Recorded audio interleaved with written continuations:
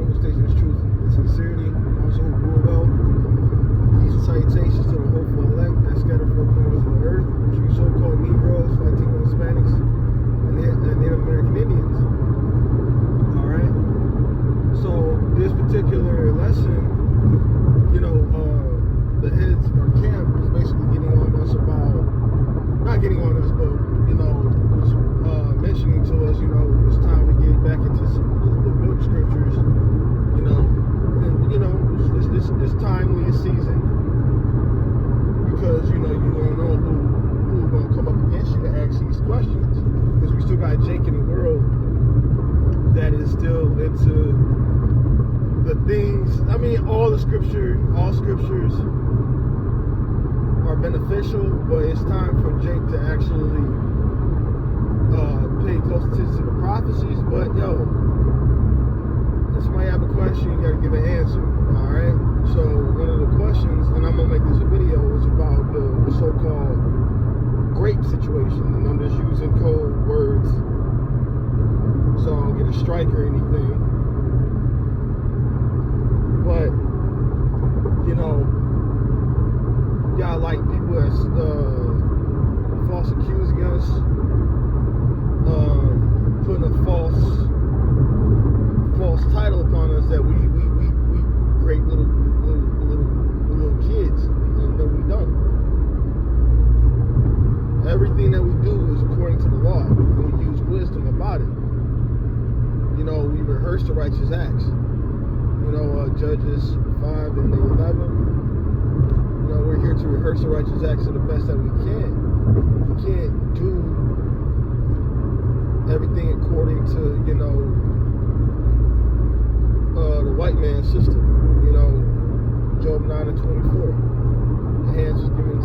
The world was given to the hands of the wicked, but paraphrasing.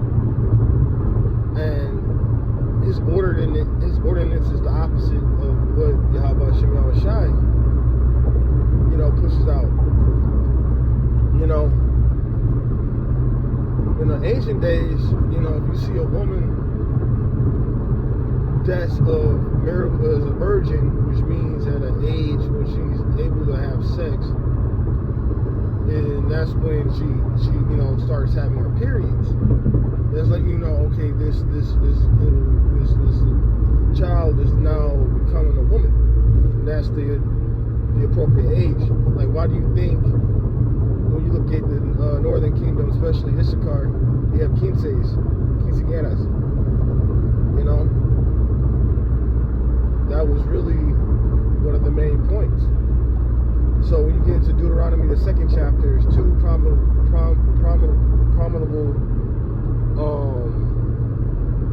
scriptures, and I did hear like a scoffer going against it, talking about, and I think it was IUIC a while ago, saying that if you was to take this woman, you shall be put to death. But I'm like, and it's like mind-boggling that you didn't read that whole, like, not thinking that somebody wouldn't read up or read down in that particular chapter. All right, so this is just to clear that up. So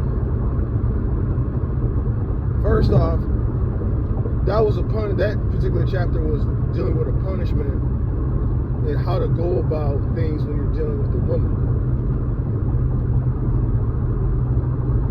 So when you see a woman that's not betrothed and not married, it's okay to take her. You'll take her, and honestly, in the ancient days, it probably wasn't even a fight.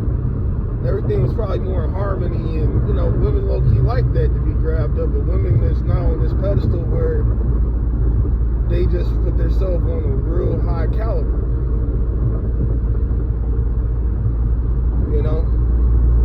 But if you was to see a woman, you would take her, you would take her to her father, you would pay him silver. I forgot the exact amount of shekels of silver. I forgot, Salakia. I'm going to do a sit down with it. Now I'll get the details. But then you will go to a tent or a cave, you'll lay a sheet down, and then the scriptures say that they'll lay together, which means, they'll have sex.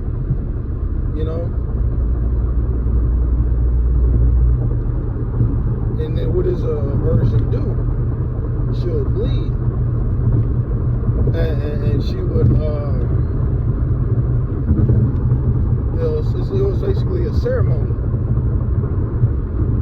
And now, what IUIC got messed up was that's not really talking about rape. You know, I forgot that other Jake that came up to the elders and apostles about, you know, said topic. But remember, this is not, we don't live in the time of how you used to do things in the ancient days, man.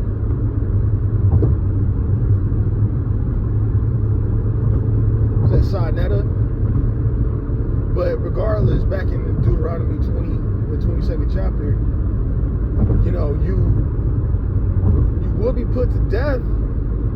Now, this is why. And it's not because you came a woman and grabbed her up and took her to be your wife. No, it was not because of that. It was because it was an act of adultery. They said a woman that was betrothed and has a husband. So you would get put to death. There was a consequence if you was committing adultery. So yeah, that's where, you know, the death and the stoning and the consequences coming in. It wasn't because we would just come and find and take a woman and rape her. It has nothing to do with that.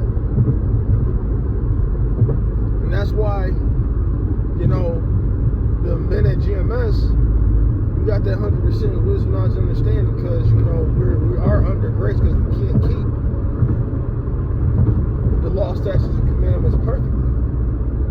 You know, that's gonna get Jake killed, get him thrown under the prison. The scriptures say, make the congregation blameless. You know, and I personally seen individuals that was understudies of GMS that was giving him counsel, but he didn't want to take heed.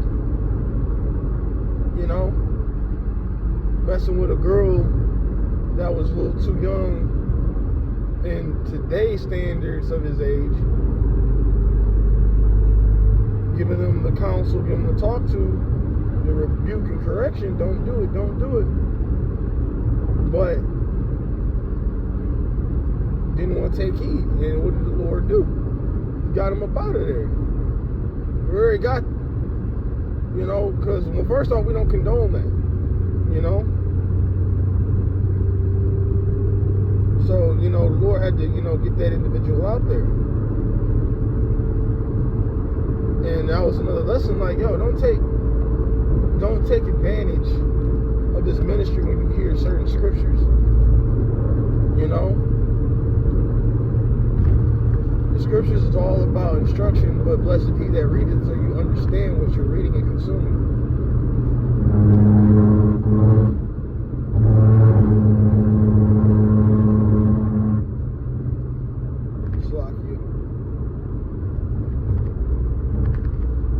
But no, we ain't here to like push that out. But that is the ordinance of Yahweh Shem Yahushai. You know, we don't say this to our understanding. You know, that's why it says, thus saith the Lord. So I didn't say that. We didn't say that. God said that. You know, a little insider joke from another brother. But nevertheless, you know, we ain't out here just trying to just take somebody's little girl or, you know, do none of that type of wicked abomination. We're going to do it, like the scriptures say, you know, let everything be done decently and in order.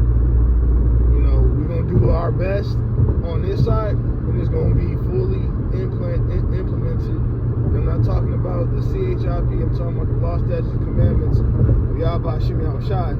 When we're establishing the kingdom. So we're going to have a lot of things. It's going to be a whole new world when we see the kingdom being built for the elect's sake. All right, but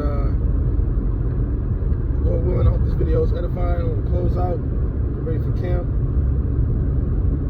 Again, I want to give all honor, glory, and praises due to Yahweh, by Hashem, Yahweh Shai, by Hashem. Slakim. Turning. Again, I want to give all honor, glory, and praises due to Yahweh, by Hashem, Yahweh Shai, by Hashem, Dash. And again, double honors to the elders and apostles at Great Millstones, teaching the truth and sincerity, and also who rule well.